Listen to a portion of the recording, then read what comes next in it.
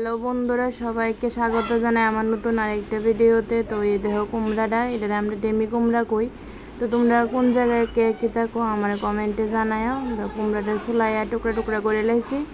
তো কুমড়াটা আমি কুচি কুচি করে পইলা কাটতেলাম।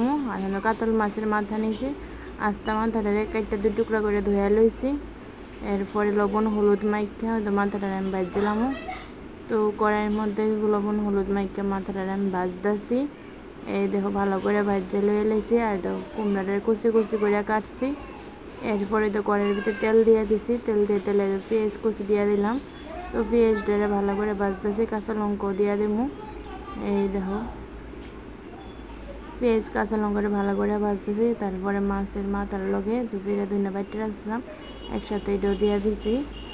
তো এই দেখো ভালো করে মাথার সাথে পেঁয়াজ দিয়ে ভালো করে ভাজতে লইতেছি। তো সেন্টে ভালো আইব।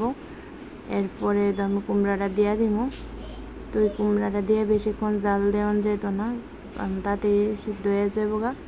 আর বেশিক্ষণ জাল দিলে টক হয়ে যাবো গা। তো একটু লবণ হলুদ দিয়ে দিলাম।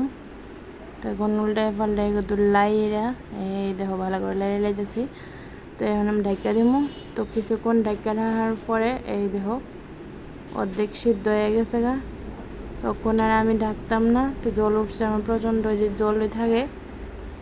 তো আমি লাইরা লাইরা ভাজুম। এই দেখো তরকারিটা আমার হয়ে গেছে, নামাই লাইছি। তো ভালো লাগলে এটা লাইক করে দিও।